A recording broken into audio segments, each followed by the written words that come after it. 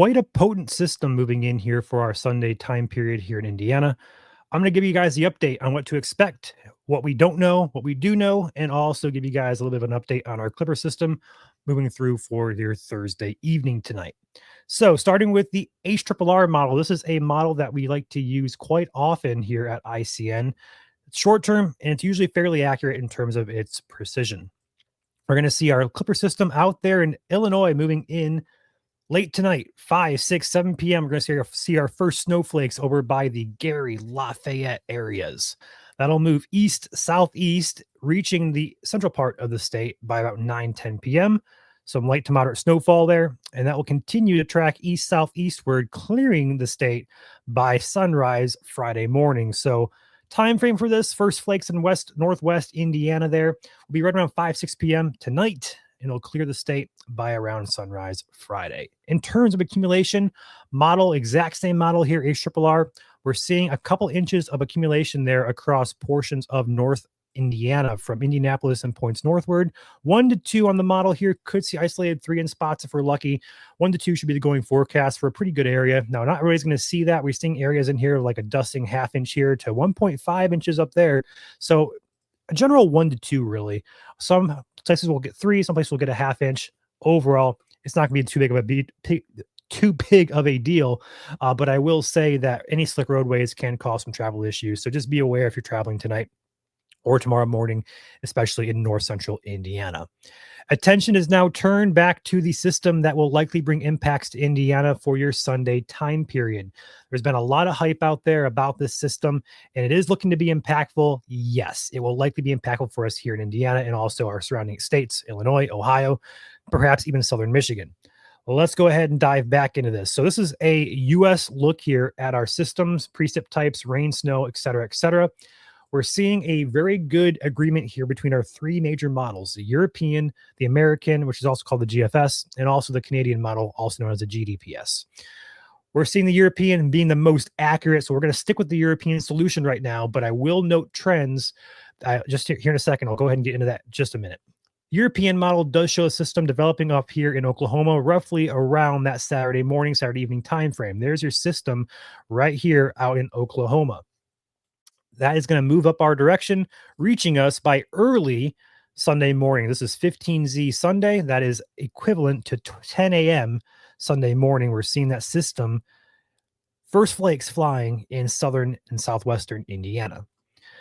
Moving us through the time frame here, this is in a Sunday afternoon. We're going to pause it right about here, and we're going to go ahead and take a look at the Ohio Valley zoomed in region here. Actually, let's go ahead and go first. Let's go to the Indiana zoomed in look here. Let's go ahead and get local. Let's go ahead. There's Indiana. Perfect. This is the European solution on who sees snow, who sees freezing rain. Based out of Sunday evening here, 10 p.m., we're seeing snow anywhere really north of Indianapolis or the Bloomington Forest down here. And anything really south of Bloomington Forest in this pink color here is going to have potential for significant icing. I say significant because models are really throwing out a ½ inch of ice, likely going to be a little bit less than that, probably 2/10 to 3/10, maybe isolated higher amounts. These models like to overdo things. We have to take into consideration a lot of different temperature gradients in the atmosphere. Plenty of details and forecasting goes into this, that we don't just take models at face value because that's bad meteorology. We have to kind of analyze a lot of different factors. But anyway, regardless, anywhere south of Bloomington Forest or anywhere close to this, if it shifts any further north or any further south, it will affect who gets impacted by this freezing rain. But regardless, Bloomington Forest especially, Bedford, Seymour, Vienna, Jasper, Vincennes, those areas need to be very cautious Sunday and Sunday evening, perhaps Monday morning, for an ice storm. With that being said, anywhere north of the Bloomington Forest, and especially north of Indianapolis for sure, we are seeing a corridor of heavy snowfall. This will likely dump 6 to 8+ inches, perhaps some places getting close to a foot in spots. If I were to show you the model data, we're going to see probably 12, 18 inches being shown. But again, model data at face value needs to be evaluated and kind of toned back a little bit because models don't have the best handle all the time on atmospheric conditions. This is where meteorology and knowledge of these models come into play. So just because models are seeing models being shown on social media showing 2 feet of snow, tone it down a little bit. That's why we don't really want to share model data that far in advance. So likely a corridor across central and perhaps northern Indiana of a heavier swath of 8 to 12 probably. And around that, we're going to have tapering off amounts from, 4 to 6 and probably 2 to 4 in spots. Further north you go is more in question just because the amount of shifting that could happen. So even a minor shift, we see a little pressure over here centered over Tennessee and Kentucky. But if that low pressure shifts to the north here 50 miles, that shifts all the precip north 50 miles. So this is going to come down really and kind of watch this shift between now and Sunday. It will shift back and forth. So you're going to probably see forecasts change just a bit. But overall consensus at this system is going to work through here is very high, with high confidence that Indiana, at least parts of Indiana, are going to see impacts in the form of heavier snow and also freezing rain, especially for our friends further south in the Bloomington Forest. Going to our competitor, not our competitor, but our competing models, so to speak. So this is a European look, usually most accurate with winter forecasting. Let's look at the GFS model. The GFS model is a little bit further north, and so is the Canadian.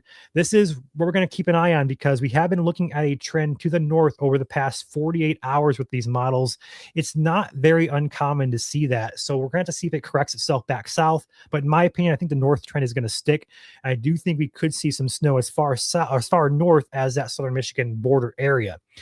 GFS model has a very similar output here, with one caveat. We're going to see that system looking to develop here. There it is in Oklahoma, late Saturday into early Sunday. Same exact thing as the European, but the only thing different with the GFS is a high pressure over here that forces this system down further south, because that high pressure is steering the system to stay further south. A typical Colorado low that develops like this kind of tracks further north here. So places like Wisconsin, Michigan would usually be impacted by this system, but because we have high pressure over the high plains in southern Canada there, that is forcing not only cold air further south, but also keeping the system from steering further north.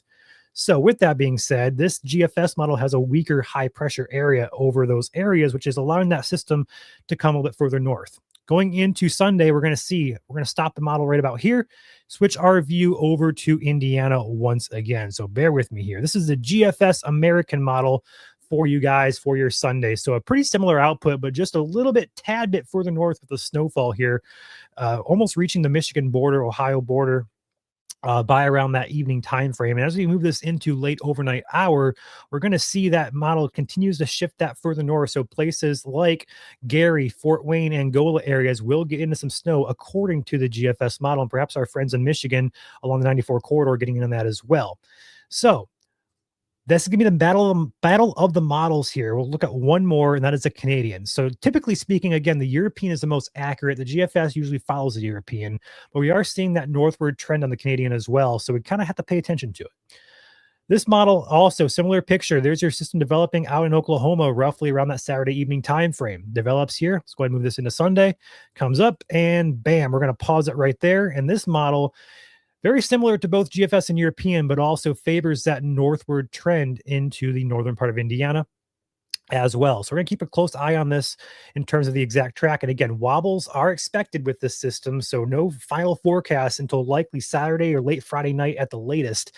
Just pay attention. Heavy snow is definitely likely for Indiana, probably heaviest swath again, 8 to 12, and then freezing rain, ice storm potential south of Indianapolis, especially in the Bloomington Forest and areas south for you guys. With that being said, I will end the video here by saying thank you for watching. Be sure to hit the like button. We'll do another update tomorrow, perhaps go live again. We'll keep you guys updated, and we'll have a forecast out likely sometime tomorrow afternoon or evening for your snow accumulations and potential ice accumulations as well. You guys stay safe, stay prepared, and we'll keep you guys updated here at ICN.